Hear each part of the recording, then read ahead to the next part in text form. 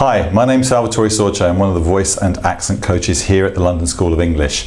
Today, we're following on from the series that we've been doing on different accents working into an English pronunciation. We're working on Russian into English pronunciation. So we've got a few tips that we're going to help you with, just a few general tips. I'm not going to be too specific because each region is going to be slightly different. So the things that we're going to be covering today are the Russian R and the English R, the Russian L and the English L and the changes that might happen, the Russian W into the V sound, and then the Russian H sound, which is probably one of the least strong sounds, but it's still a contributing factor to pronunciation. Before we start, can I just give a little bit of a disclaimer here?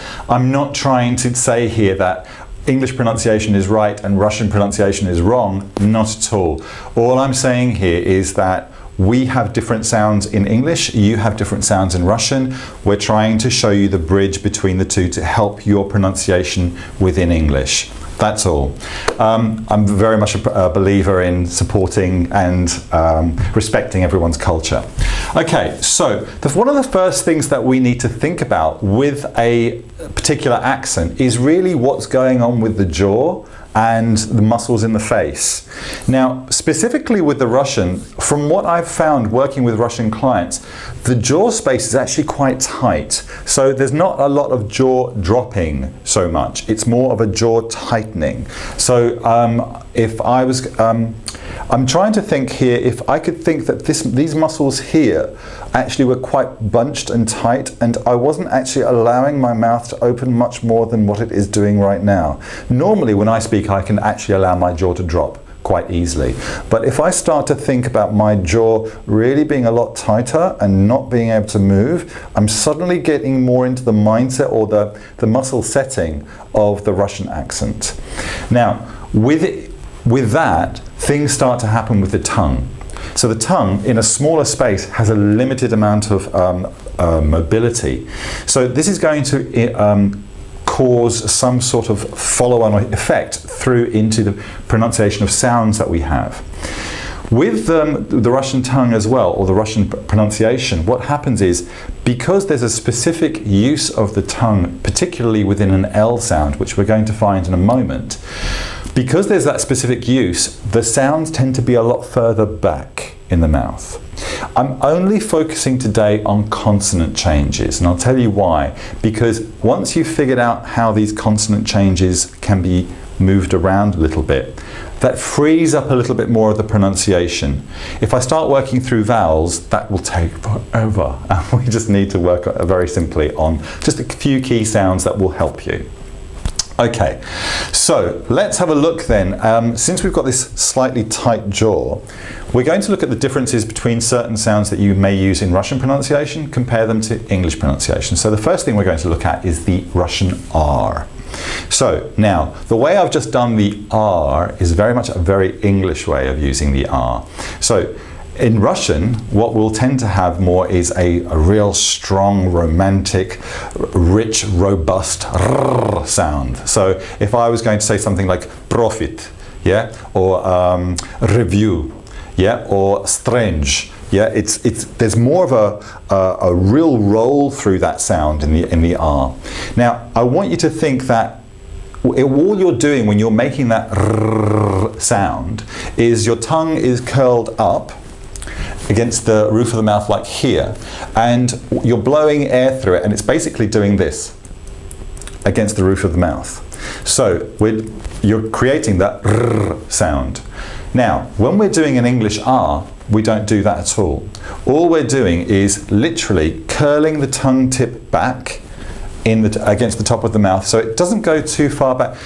Just follow me for a second. Take your tongue tip and put it against your back front top teeth. Yeah? Against the back of the front top teeth. And just bring the tongue back, and you'll find it's quite stony there. That's what we call the alveolar ridge. Bring it back a little bit further, it goes into a little smooth space before it goes into the great big dome of this hard palate that we have.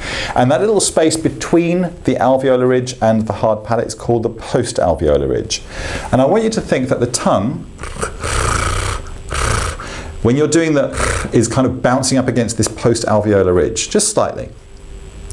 With the English R, what we're doing is the tongue is curled just slightly away from it. I mean, I'm talking minute distance away.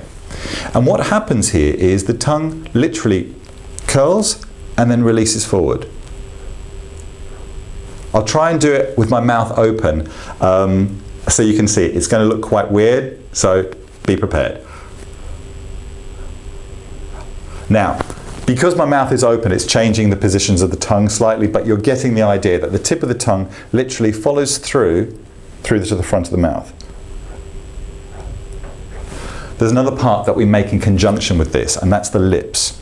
So when we are using the lips, we're bringing the lips slightly together and then we're releasing them. So it works a bit like a W, but not quite as strong. So it's okay, it's really minute. I don't have to go wah. I'm literally just going, it's kind of bringing the lips forward and then releasing them. At the same time, I'm doing this thing with the tongue. So this may feel a little bit confusing and you may want to go, no, I like doing this sound. Well, that's great, that's fine. And you can do that. Just bear in mind, that's a Russian sound, which is beautiful. But if you want to use the English sound specifically, we need to look at this particular way of doing it. So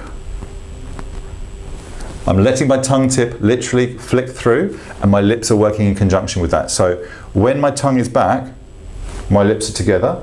When my tongue flicks through, my lips relax. So I'm making the sound like this.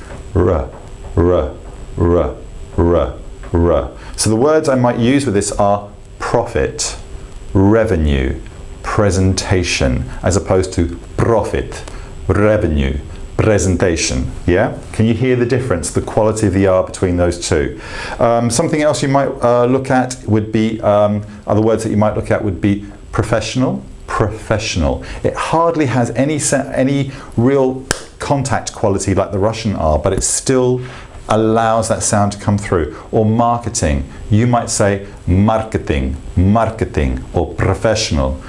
Just remember, it's a softer sound, no tapping against the top of the mouth within the English R. Is that clear? I hope so. Okay. Let's have a look at one of my favorite sounds within the Russian, which is the L sound. Now, we have two types of L within English. In the Russian, it tends to focus very much on the dark L. So let me explain how these two work. A light L usually works.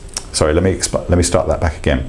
A light L usually goes before a vowel. So light, lovely, lose, love. Yes? So there's a vowel immediately after that L. And all we're doing with that L, which is something the Russian pronunciation doesn't necessarily use, this light L, is literally the tongue tip goes to the top of the mouth and then just drops. L, l, l, light, lovely, loss. Yeah? Okay, now what tends to happen with the Russian tongue when you're doing the L is it moves into the dark L position. So it's this O sound, O. Yeah, now we're making that sound by bringing the back of the tongue up against the back of the mouth as if you're saying the word sing, and then bringing the tip of the tongue, which is down behind the bottom teeth, up to the top teeth. So it works like, so you can use it very, very easily in the word single, single, all. So you're creating like almost like a banana shape in the mouth with the tongue. The back of the tongue is raised, the tip of the tongue is raised behind the front top teeth. I hope that's not too much information so far. So when we're doing the light L, just forget about the back. That's all you have to do. Raise the tip of the tongue, L, L, L. You can quite easily see that's very easily just connecting to the top and then dropping to the bottom. L, L, L. And here we have learning, lesson, lecture, those words. So we're using the L sound quite lightly and loosely and easily. Okay? Just remember, there's a difference between the dark L and the light L. The light L always goes before a vowel sound. The dark L always goes after a vowel sound. So you'll hear it in terms of cold and milk and tall. Okay? That's where the differences lie within the L's. Okay. Moving on. One of the other sounds that we hear within Russian is the difference between the w moving into the v. So what happens when we use the w sound? We're bringing the lips together and then releasing them. W, w, w. So we'll find this in the use of question, whether, where, when. So we really use these lips to go w, w, w. What happens within Russian, sometimes the pronunciation can turn more into a V. So question, whether, where, when. Yeah, so you need to think that what's actually happening is very, very different. What you're doing with the Russian V is bringing the top teeth here down to the bottom lip here, so you're making a V sound. Not necessary. Just think about bringing the lips together and then releasing them. W, w, w. Question, question, question. Whether, whether. And you might actually, it might help you to use the w really strongly just for the first couple of minutes, just to really get that sound into your muscle memory here. Because fundamentally, all these sounds are purely muscle memory. You've trained your voice or your muscles in your mouth to create a certain habit. And all you're doing is creating a new habit. So when we're looking at whether, just hold on to that w a little bit more. Whether. Be careful, not whether. Yeah? We looked at when, and also where. The final sound that we're going to look at then is the Russian H. So the Russian H tends to be, can be a little bit over aspirated. So with regards to the English pronunciation, we will say something like hello, hot, heat, or hardware. So it's not too over pronounced. Hello, hot, heat, hardware. Very light. The Russian can be slightly over aspirated. Hot, heat, hardware. So it can be over. Basically, what I think about this is like effort levels. How much effort are you putting into making this specific sound? And just think, it doesn't really require so much push on that. Think, how much less can you make that H sound? Hot, heat, hello, hardware, as opposed to hot, heat, hello, hardware. Can you hear the difference? Can you hear the difference between the effort levels there with the H's? Okay, well that concludes our little session on Russian to English pronunciation. If you're interested in finding out more about voice and accent work here at the London School of English, please by all means contact us, look on the website or contact us directly. Look forward to seeing you again.